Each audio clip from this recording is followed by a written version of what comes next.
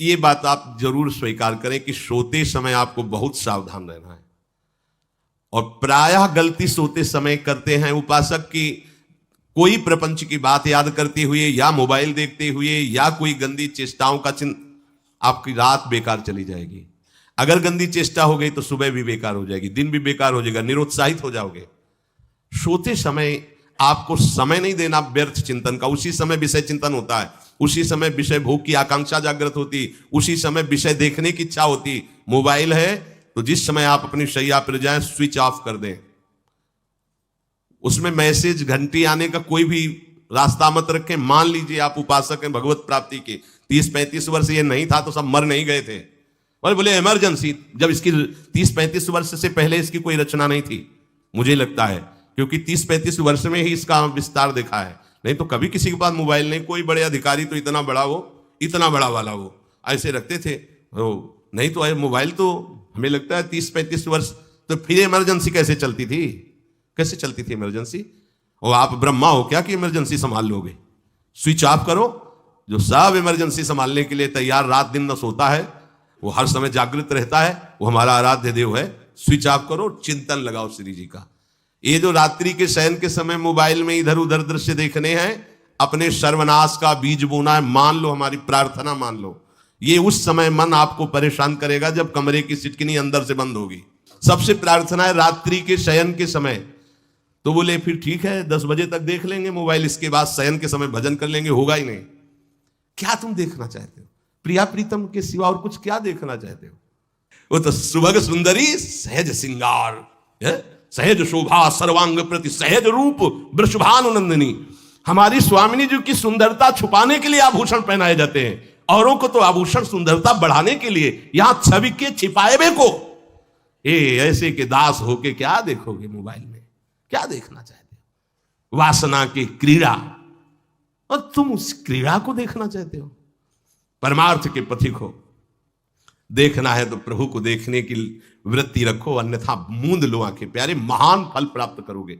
सबसे प्रार्थना है एकांत में मोबाइल रूपी दुश्मन से बचो। क्योंकि जब आप गंदी बात कहीं देखोगे तो आपके अंदर वैसे ही चिंतन बनेगा, वो ऐसे ही लगेगा मैं भी ऐसा करूं, मैं भी ऐसा भोगूं, मैं भी ऐसा देखूं। मान लीजिए आप, जब हमारे शास्त्र कहते हैं कि पशु पक्षियों के मैथुन को भी नहीं देखना है, अगर ऐसा एक बार दृष्टि पड़े तो मानसिक प्रणाम करके दोबारा दृष्टि ना देना। और आप मोबाइल में ऐसी चेष्टाएं देखोगे, कैसे आप भगवत भजन करोगे? कैसे भगवत प्राप्ति का उद्देश्य रख पाओगे?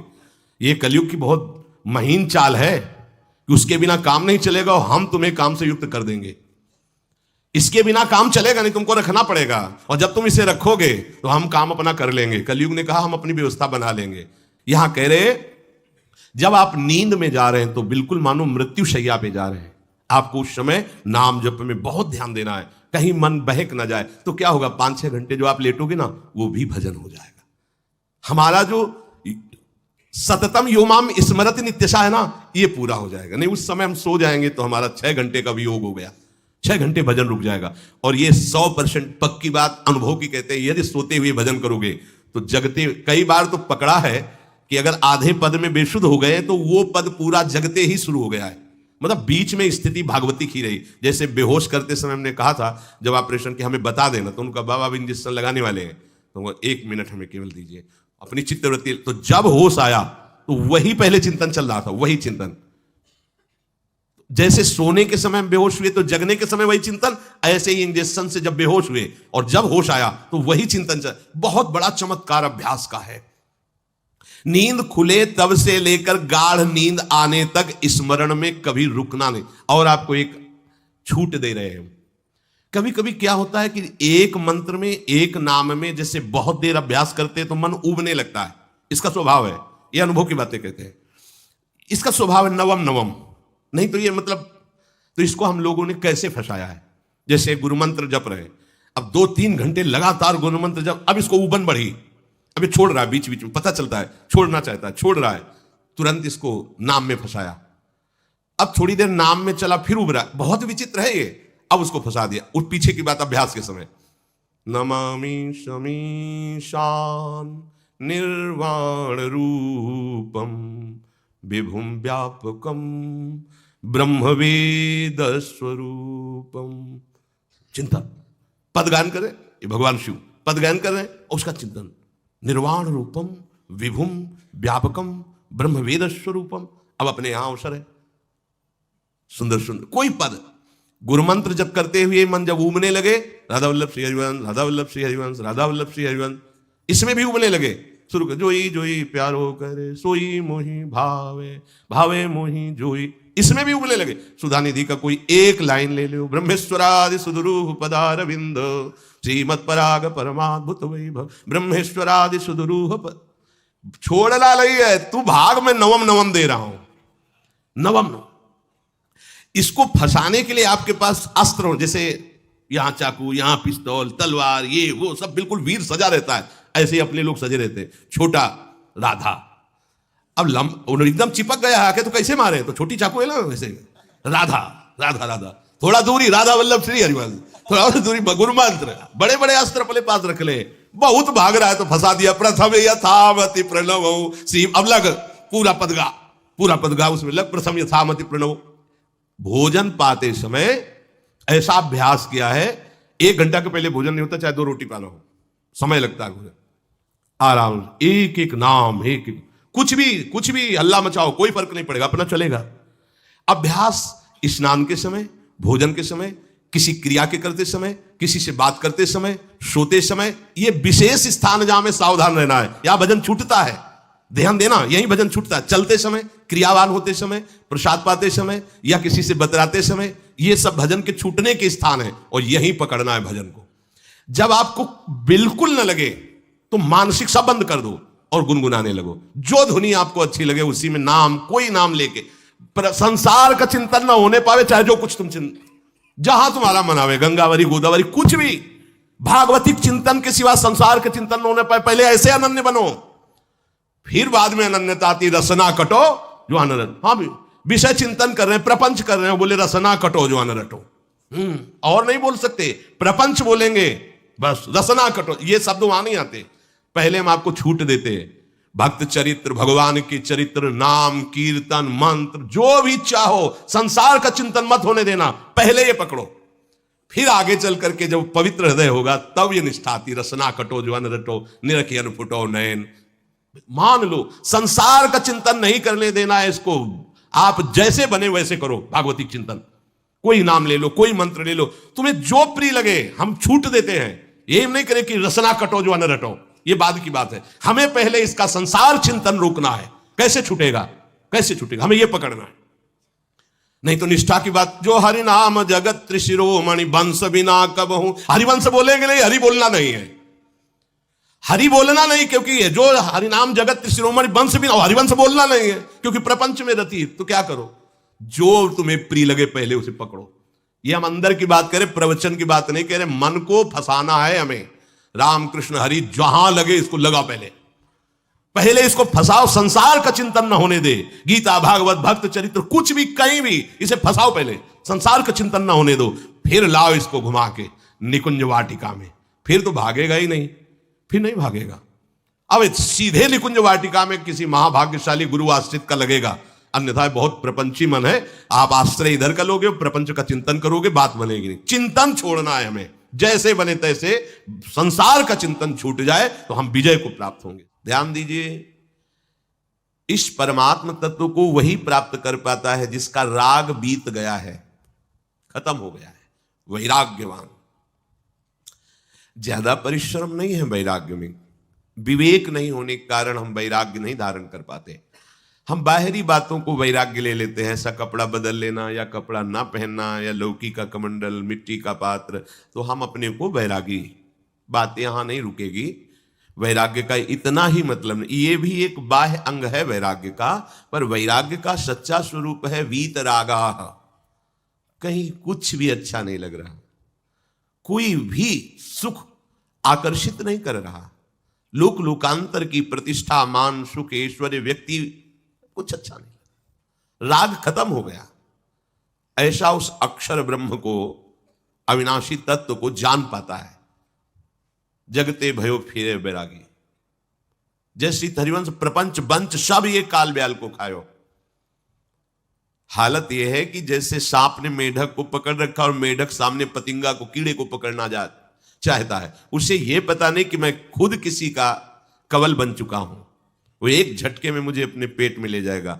ऐसे ही हम सब हैं, काल के द्वारा ग्रसित है। काल ने हमें पकड़ रखा है, पर हम भोग भोगना चाहते हैं, हम नाना प्रकार की मान प्रतिष्ठा पाना चाहिए। ये पता नहीं एक झटके में हमारा अस्तित्व ही खत्म हो जाएगा।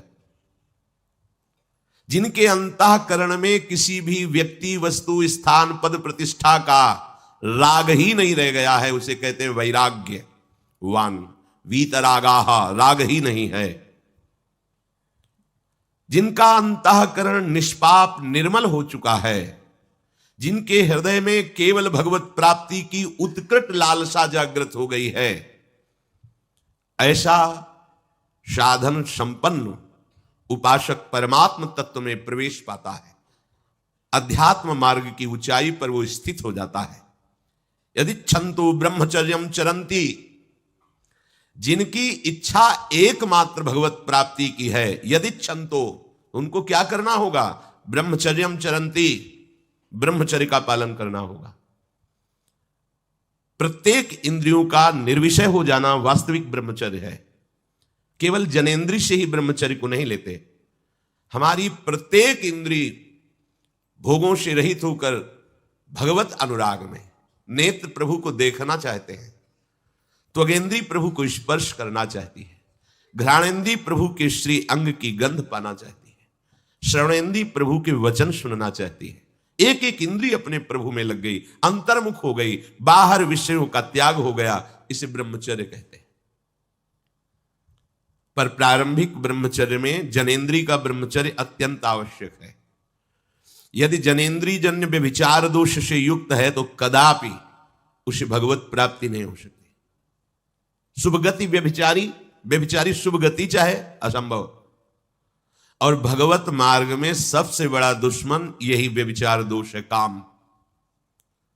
इसी से हमारा हृदय मलिन होता रहता है। अंधा बटे और बड़ा चबाए वाली दशा रहती है। हमें 50 वर्ष हो गए। अरे 50 जन्म हो जाए, तुम व्यभिचार करो, गंदी बातें करो, गंदे चिंतन करो, सो समय व्यतीत करें। अनंत जन्म व्यतीत हो गए, भगवत प्राप्ति हुई क्या? 50 वर्ष से भगवत प्राप्ति हो जाएगी क्या? 5 मिनट काफी है भगवत प्राप्ति में। एक बार नाम काफी है। वो स्थिति तो लाओ।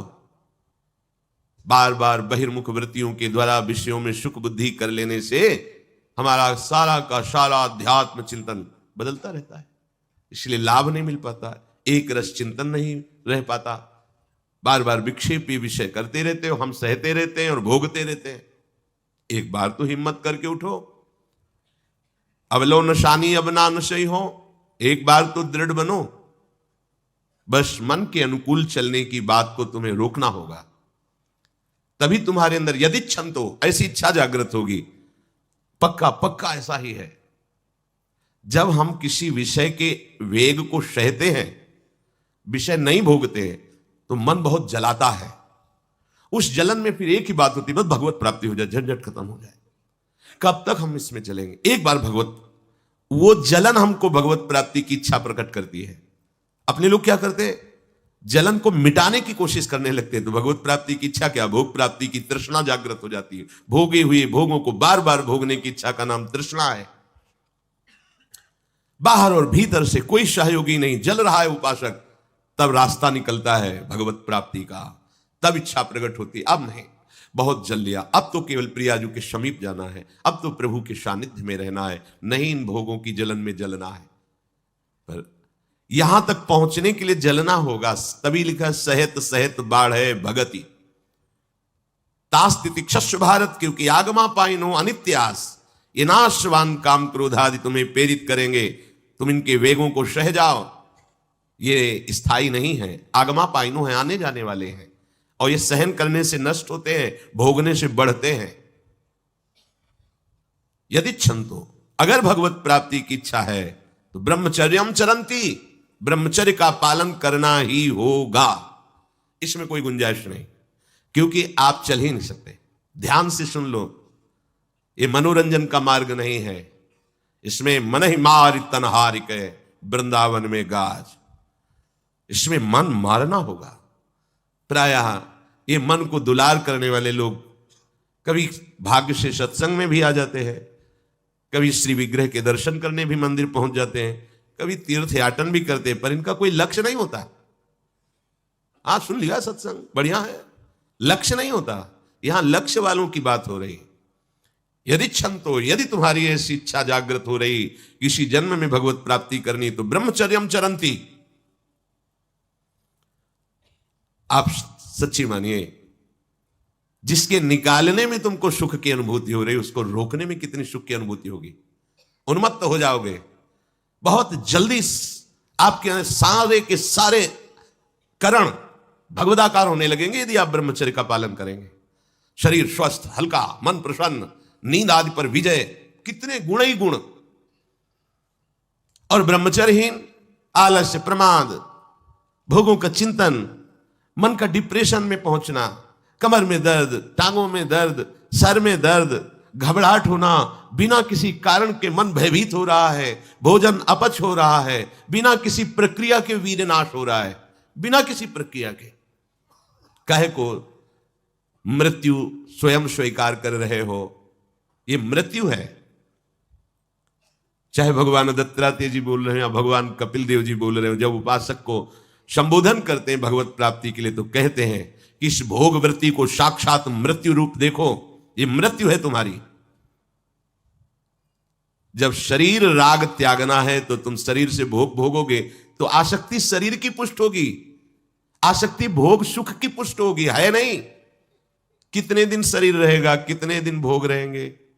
विचारवान बनो, ब्रह्मचर्यम चरंती, ब्रह्मचर्य का पालन करो। उपासक जो ब्रह्मचारी होता है उसका खिला हुआ चेहरा रहता है, जैसे कमल खिला हुआ, बिना किसी कारण के उसकी मुख मुद्रा में प्रसन्नता होती है। जो ब्रह्मचर्यहीन होता है बुझा हुआ चेहरा होता है, तेजहीन, बिना किसी कारण के वो शोकग्रस्त लगता है।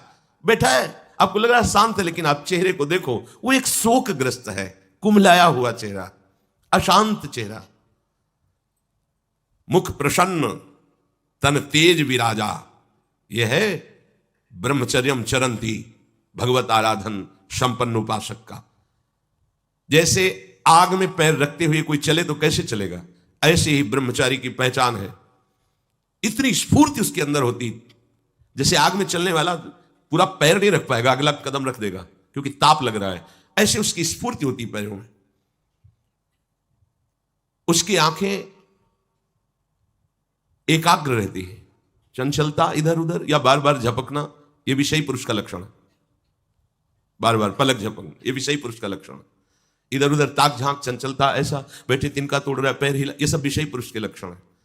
यह तो बिल्कुल साधारण स्पष्ट दिखाई देता है आदमी विषयी है या ब्रह्मचारी, एक सेकंड में लक्षण होते हैं। आपको जब भगवत मार्ग का अवसर मिला है तो गृहस्थ हो, संतान हो गई, ब्रह्मचर्य से रहो। नहीं चाहिए संतान तो भ्रूण हत्या, गर्भ हत्या जैसे महापाप करने की क्या जरूरत है। उसी वीर से संतान उत्पन्न होती है जिसको आप नष्ट कर रहे हो, जिसको आप ऐसे पानी में बहा रहे हो, व्यर्थ फेंक रहे हो, तो उसको भ्रूण हत्या का पाप लग रहा है, तो तुमको पुण्य लग रहा है, वीरपात कर रहे हो तुम्हें भी वही हत्या लग रही है, क्योंकि उसमें वही जीवात्मा है जो मां के गर्भ में जाके बालक रूप धारण कर लेती है, उसको तुम नष्ट कर रहे हो। और बुद्धि भ्रष्ट हो गई है, समझ में नहीं आता, व्यर्थ में वीरपात करते हो, व्यर्थ में। तुम्हारा भजन बनेगा, तुम अध्यात्म के योगी बनोगे, मजाक है अध्यात्म का मार्ग। होश में हो जाओ, ये मन के दुलार को बंद करो। जब तक इच्छा ही नहीं भगवत प्राप्ति की, तो फिर तुम कैसे भगवत प्राप्ति कर पाओगे। भगवत प्राप्ति की इच्छा कैसे होगी जब तुम्हारी इस तरह से निंदनीय वृत्तियां हैं। इंद्रियों को दुलार कर रहे हो, मन को दुलार कर रहे हो, भगवत प्राप्ति चाहते हो, आचरण नीच और चाहते हो उच्च पदवी। सावधान हो जाओ।